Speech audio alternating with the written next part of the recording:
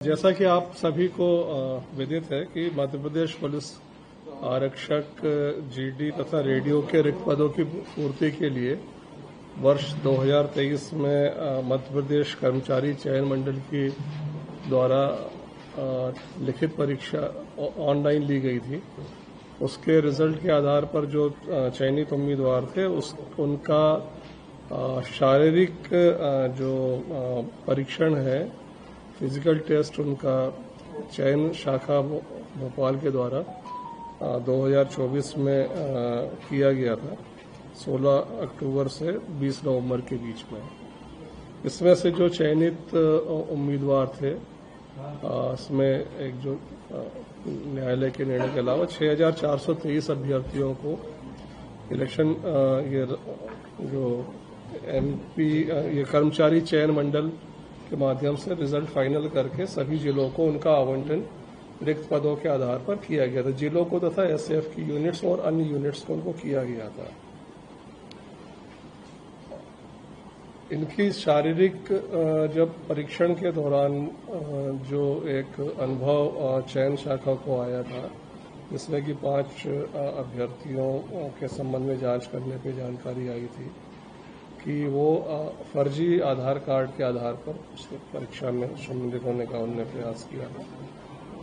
उसके आधार पर चयन शाखा द्वारा सभी जिलों को सामान्य तौर से जब सिलेक्शन होता है तो उनका मेडिकल और उनके दस्तावेजों की जांच के आधार पर उन लोगों को योग्यता के आधार पर ज्वाइनिंग दे दी जाती है।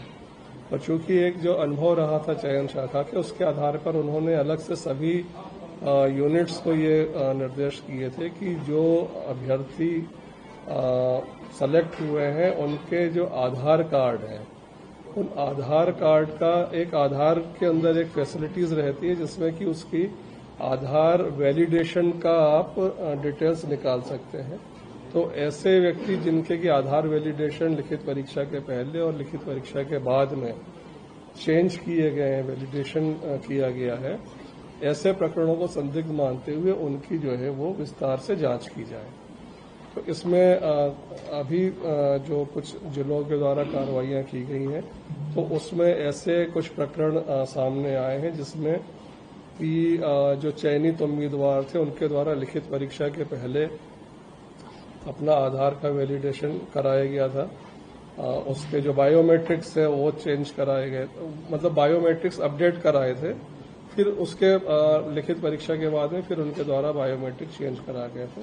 उस पर उन्होंने जांच कराई, उनके हैंडराइटिंग की, उनके हस्ताक्षर की, उनके जो बायोमेट्रिक्स लिए गए थे उससे कर्मचारी चयन आयोग से उसकी जानकारी प्राप्त करके और सैंपल राइटिंग करके उनकी जांच की गई थी। जांच करने पर अलग अलग जिलों में कुछ प्रकरण सामने आए हैं जिसमें कि वो भिन्नता पाई गई है। उसके आधार पर उन जिलों में प्रकरण कायम किए गए हैं।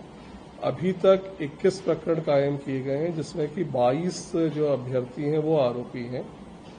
प्राथमिक जो जांच हुई है उसमें ये सामने आ रहा है कि आधार कार्ड जो वेंडर्स हैं उनके द्वारा जो है वो जो अभ्यर्थी के और जो सॉल्वर है उनके साथ में जो जानकारी प्राप्त हुई, उनको जो उन्होंने वैलिडेशन किया है उसको सही प्रकार से जांच ना करते हुए उसको आधा अधूरा अपडेट किया गया है और जिसके आधार पे उनके आधार कार्ड वैलिडेट हुए थे।